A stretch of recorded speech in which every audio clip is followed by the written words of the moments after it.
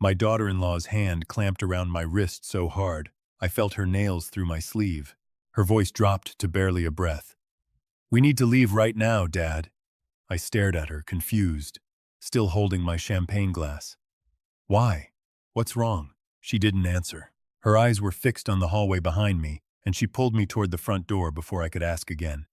She didn't say another word until we were both sitting in my truck with the doors locked. Then she turned to me, her face white as paper, and asked, "You never actually read the trust documents yourself, did you?" What she told me next made my hands go numb on the steering wheel. "My name is Walter Higgins. I turned 68 this past spring, and for the better part of 43 years, I ran Higgins Steel Fabrication out of a converted barn in western Pennsylvania until it grew into 3 plants and 210 employees. My late wife Dolores and I built that company with our bare hands, and after she passed 6 years ago, the one thing that kept me going was making sure our son Bradley never had to struggle the way we did. I paid for his engineering degree. I paid for his wedding to a woman named Kayla. And 8 months ago, I put $460,000 into an irrevocable trust, the seed money for a lakefront property in the Finger Lakes region of New York, meant to be the family home where my grandchildren would grow up. Tonight was supposed to be a simple family dinner to celebrate the closing. My daughter-in-law, Renee Bradley's younger sister, and the one who'd married into her own family up in Ohio but still came around more than my own son did most weeks, had driven down special. Renee had never much cared for Kayla, and I'd always told myself that was just 2 strong women who rubbed each other wrong. But something felt off from the second we pulled up the gravel drive. Kayla's mother, a woman named Francine, was already there, holding court in my son's living room like she owned the place, directing the caterers, waving her wine glass at the new crown molding as if she'd personally selected every inch of it. Francine was the kind of woman who'd never held a job in her life but spoke about money like she'd invented it. I tried to shrug it off. Overbearing mothers-in-law weren't exactly rare. I grabbed a plate of appetizers and found a spot near the kitchen island, watching my son. Bradley looked jumpy. He kept tugging at his collar and wouldn't meet my eyes for more than a second at a time. Every time I tried to walk over and ask him how the closing had gone, Kayla materialized at his elbow and steered him toward some other guest. The whole house felt wrong, like a stage set dressed up to look like a home. That was when Renee grabbed my arm and told me we had to go.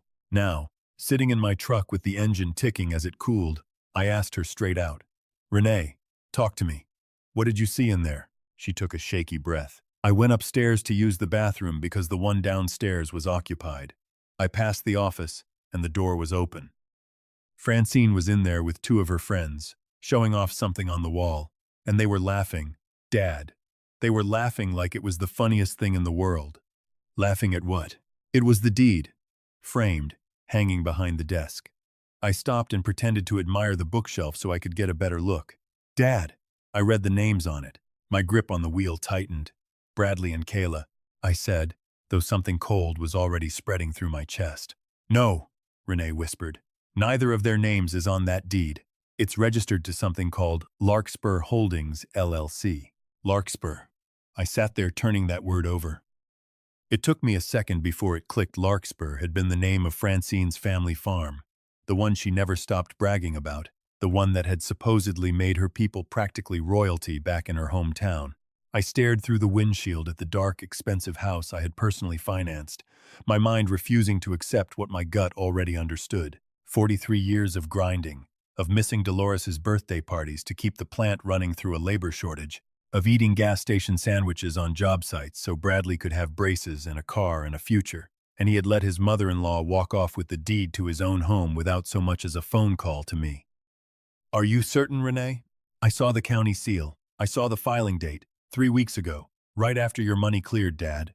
I called Bradley's cell phone right there in the driveway. It rang twice before someone picked up, and it wasn't my son's voice. It was Francine, and she was practically singing with delight. "Oh, Walter. David's. Sorry, Bradley's a little tied up right now helping move my antique cabinet into the master suite. Thank you so much for the generous gift, by the way. Really, thank you." The line went dead before I could get a single word out. I didn't sleep that night. I sat in my home office, the same desk where I'd drawn up the original blueprints for the fabrication shop back in 1983, and I logged onto the county property portal. It took me 11 minutes to find exactly what Renee had described. Larkspur Holdings, LLC, Sole managing member. Francine Delgado. My son held zero equity in a house my money had built. At 6:40 the next morning I drove to the plant instead of going home to shower. I walked past the shop floor without my usual stop to check in with the crew, went straight to the corporate offices, and pushed open the door to Bradley's office. I'd made him VP of Operations 2 years back, thinking he'd earned it. He was behind his desk with a coffee, looking at spreadsheets. He startled when he saw my face. "Dad? What are you doing here? I thought you and Renee left early because you weren't feeling—" I didn't let him finish. I dropped the printed property records on his desk. I watched the blood drain out of his face as he read the name Larkspur Holdings highlighted in yellow marker. "Care to explain?" I said. "Why my $460,000 bought a house for your mother-in-law?"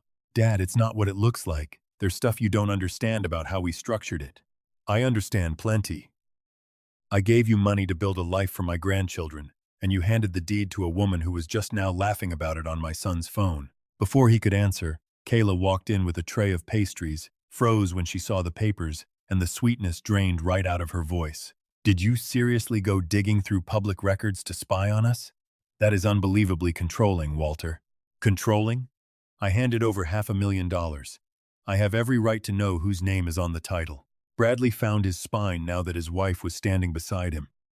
He pulled out a leather folder stuffed with tax documents and started explaining, slow and condescending, like I was a child, about gift tax thresholds and shell structures, and how Francine's accountant had advised routing the property through her LLC temporarily to avoid a crippling tax event, how in 90 days it would transfer cleanly into his and Kayla's names, how they were just trying to protect my investment. It was smooth. It was rehearsed. If I'd been a man who didn't understand corporate structuring, I might have bought it. I ran a steel fabrication company through 3 recessions. Nobody roots a primary residence through a mother-in-law's personal LLC to dodge a gift tax. It was nonsense dressed up in a suit, but I didn't say that. I let my shoulders sag.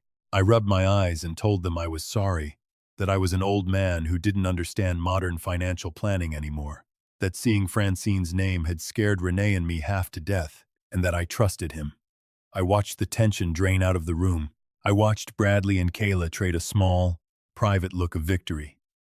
They thought the old man had folded. As I turned to leave, I pulled the heavy glass door open slowly, and the fluorescent light in the hallway turned the pane into a mirror for just a second.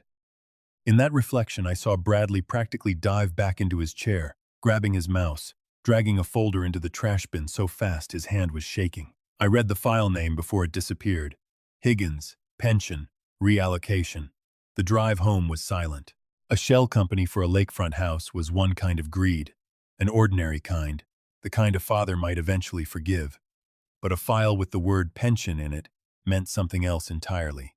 I had 210 employees who trusted me with their retirements, men and women who'd stood on that shop floor for 20 years, who'd sent their own kids to college because of the checks I signed every 2 weeks. If Bradley was touching that money, he wasn't just betraying me, he was betraying every single one of them. I needed to see what was really happening in that house when nobody was performing for me. 2 afternoons later, I stopped at a florist, bought an obscenely expensive orchid as a peace offering, and drove out to the lake house under the excuse of an apology visit. The front door was ajar. I let myself in quietly and followed the sound of Francine's voice into the great room. What I saw stopped me cold. My son, a man with an engineering degree, a VP title, a company car, was on his knees adjusting a rug while Francine stood over him with a glass of wine, barking that he'd centered it 2 inches off from the chandelier. "Are you completely incapable of following one simple instruction?" she snapped, and Bradley mumbled an apology without lifting his eyes off the carpet. My son, groveling on the floor of a house I paid for, to a woman who'd never earned a single dollar of it. I watched him shrink smaller with every word she threw at him, and something inside me went from angry to something colder and more useful. I didn't confront them that day. I drove straight to a man named Elmer Castellano, a forensic accountant I'd used years back during a supplier fraud case, a quiet man who could trace a dollar through 6 shell companies without breaking a sweat. I told him everything. I told him to find out exactly what my son had done with the pension fund. It took Elmer 9 days. He met me in his car outside a diner off Route 20, laptop open on the console, and walked me through spreadsheets that made my stomach turn. Bradley had been quietly siphoning money out of the employee retirement accounts for 14 months, funneling it through a series of consulting invoices to shell entities that traced, eventually, back to Francine's gambling debts at 3 different casinos in Atlantic City. Nearly $2.1 million. Gone. And every forged authorization, every fraudulent signature, had my name at the top of the chain of command, because Bradley had structured it that way on purpose. If federal auditors find this, Elmer told me, or if whoever Francine owes decides to collect by force, every trail leads to you, Walter. You'd be the one facing prison. Bradley set it up so he looks like a subordinate just following his aging father's erratic instructions. I sat with that for a long moment. My own son had built a cage with my name carved into the bars. How long until the annual audit? I asked. 19 days. When the auditors open those books, the deficit surfaces immediately. Elmer reached into his bag and slid one more document across the seat, sealed in a plastic sleeve. David, sorry. Bradley knows the audit is coming. He's not planning to let it happen naturally. I intercepted an email chain. He and Kayla have already retained a judge friendly to Francine's family, and they're filing this next week. I opened the sleeve. It was a draft petition for emergency guardianship and conservatorship. My blood went to ice. They intended to testify under oath that I was exhibiting signs of dementia, that I was making reckless, dangerous decisions with company assets, that I was a danger to myself. Once a judge signed it, I would lose every legal right I had. Control of Higgins Steel would pass to Bradley.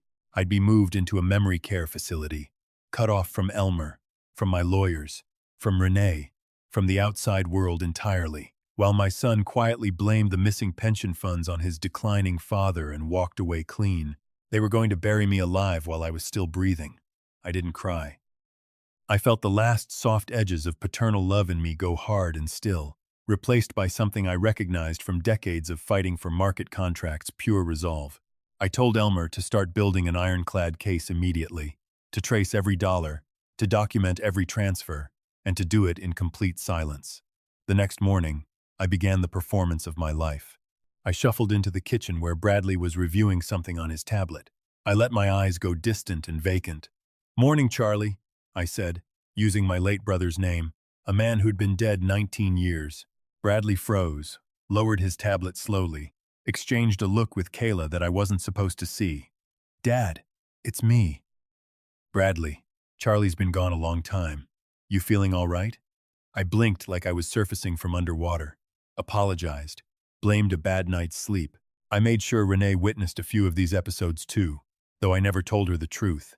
I needed at least one person outside the plot who could later testify, honestly, that something had seemed off, in case Bradley tried to twist my act into evidence against me. I let my hands tremble during dinner.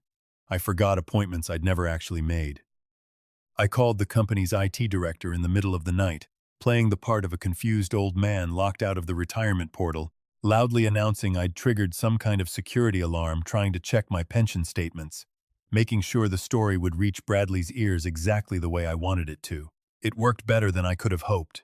Bradley showed up the next evening, practically vibrating with relief once he realized I'd only stumbled into a firewall and not into his hidden ledgers. He stood over me in my own kitchen and told me, slow and patient like I was a toddler, that I was getting too old for advanced systems, that I should leave the technical work to him and his people, that if I wanted my pension statements, I should just call his assistant for a printed copy. I nodded along, told him he was right, told him I'd leave the heavy lifting to him. The second his car disappeared down the driveway, my hands stopped shaking. I picked up my real phone and called Elmer. "Keep digging," I told him. "The trap is set." That Friday, Renee had organized a family dinner at my house, unaware that underneath the pot roast and the wine, I was setting a stage. Bradley arrived first, confident, the panic from the fake hacking incident long gone from his face. Kayla followed with a bouquet, playing devoted wife beautifully. And then Francine swept in like visiting royalty, complaining before she'd even taken her coat off that my thermostat was set too cold for her delicate constitution. We sat down to eat. Francine picked at Renee's cooking like she was inspecting a lab specimen, made a comment about how rustic and quaint it all was, how it reminded her of simpler times, how her personal chef would find it charming. Bradley laughed along with her. My son laughed along with the woman mocking the woman who'd raised him alongside his mother. I let it all wash over me. I played my broken old man role through dessert. And when Bradley finally stood to leave, hugging me a little too tightly, a little too pleased with himself, I hugged him back and told him I loved him. I meant it. Once. That part still hurt. 19 days became 11. Elmer finished building the case bank records, forged signatures, the shell company trail connecting Francine's casino debts to the pension drain, recorded admissions from a rattled junior accountant Bradley had bullied into helping him, and a printed copy of the conservatorship petition itself, time-stamped before it was ever filed. I turned every page over to the FBI's white-collar division and to my own attorney simultaneously, so nobody could bury it quietly. The raid happened on a Tuesday morning. I wasn't there to see agents walk into the lake house, but Renee called me crying, not out of grief but disbelief, describing federal vehicle lining the gravel drive, Francine being led out in handcuffs, still wearing her silk robe, Bradley standing frozen on the porch in his socks while an agent read him his rights. By Thursday, it was in 3 different regional papers. Local executive's son charged in multi-million-dollar pension fraud scheme. Bradley's name, once printed proudly on Higgins' steel letterhead, became something people whispered about at the grocery store. His country club revoked his membership within the week. Contracts he'd personally negotiated got quietly reassigned to other VPs. Kayla filed for divorce before the ink on the indictment was even dry, publicly claiming she'd known nothing, desperately trying to protect whatever assets hadn't already been frozen. Francine, denied bail due to flight risk and her ties to men she owed money to in Atlantic City, sat in a county jail awaiting trial, her silk dresses replaced with an orange jumpsuit. I called an all-hands meeting at the plant that Thursday morning. Every welder, every machine operator, every woman in the front office stood in the main bay while I climbed up onto a forklift pallet to speak to them. I told them the truth, the whole truth, that my son had stolen from their retirement, that I had personally liquidated a large piece of my own remaining wealth, sold off stock, and refunded every single dollar back into their pension accounts myself, dollar for dollar, that very week. I told them their futures had never been tied to my son's failures, and never would be. The room went from stunned silence to something I'll never forget. Grown men who'd worked that floor for 2 decades coming up to shake my hand with tears in their eyes, women hugging me who'd never hugged me before. I walked into that building having lost my only son. I walked out surrounded by 200 people who still trusted me completely. Renee and I sold the big house I'd been living in alone since Dolores passed.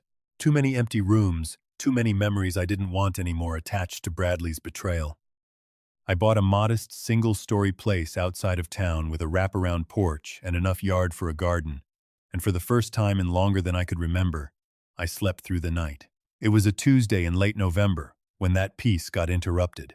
A hard early winter storm had rolled through the valley, rain turning to sleet, wind rattling the porch shutters. I'd gone to bed early. At exactly midnight, the doorbell rang, sharp and sudden, and kept ringing. I sat up in bed, heart hammering. Nobody comes to a house at midnight in a storm with good news. I pulled on my robe, walked down the dark hallway, and flipped the porch light before turning the deadbolt. Standing there, soaked to the bone, shivering so hard his teeth chattered, was my son. He looked like he'd aged a decade in 2 months. His coat was gone. His shoes were caked in mud. He had nothing in his hands, no phone, no bag, nothing. He looked up at me with eyes that had cried themselves hollow, and he sank to his knees right there on my wet concrete porch. "Dad, please, I have nowhere else to go." I stood in the doorway and said nothing. I didn't reach for him. I didn't step back to let him in. "It wasn't my fault," he said, the words tumbling out fast and desperate. "It was Kayla and Francine. They pushed me into it. Francine owed those men so much money, and Kayla said she'd leave me if I couldn't keep up with the lifestyle. They told me you were losing your memory, Dad. They said the conservatorship was the only way to protect the company from your decline. I didn't want to hurt you. I swear to God I didn't want any of this."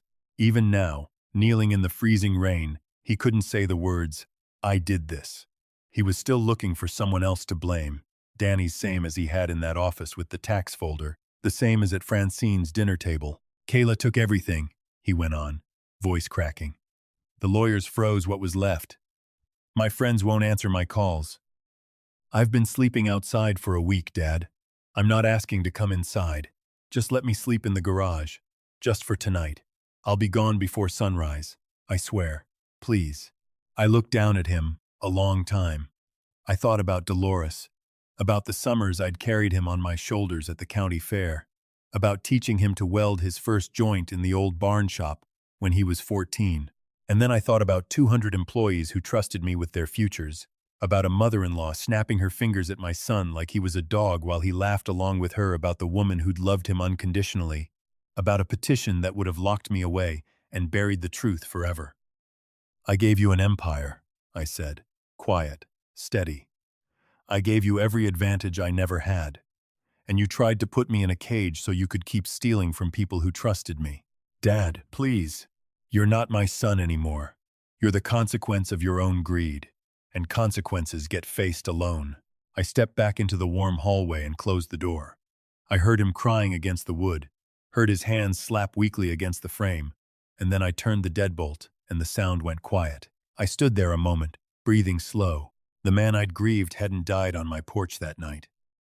He'd died a long time before that, replaced piece by someone I no longer recognized, and I'd simply been too blind with love to see it happening.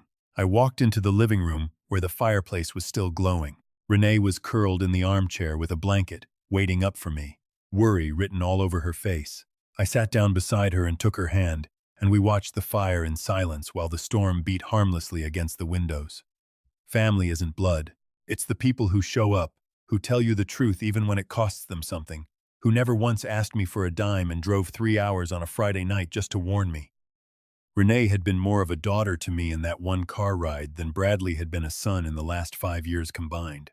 If you're a parent listening to this tonight, hear me when I say love your children with everything you have, but never let that love make you blind to disrespect. Never let anyone treat your years of sacrifice like it's owed to them. Sometimes the hardest, most necessary act of love a parent can perform is closing the door. If you've ever had to cut off someone you love to protect your own peace, I'd like to hear about it. Tell me in the comments. And if this story meant something to you, hit that like button and stick around. There are more stories like this one still to come. Real love isn't measured by the size of the check you write. It's measured by who still shows up when the money's gone. Renee drove 3 hours to save a man she wasn't even obligated to protect, while a son who had everything handed to him gave nothing back. Family isn't always blood. Sometimes it's the person who tells you the truth, even when it's hard. Cherish those people while you have them. A small note for you. This story was written and fictionalized by AI for entertainment purposes, while hoping to share a genuine and positive life lesson with you.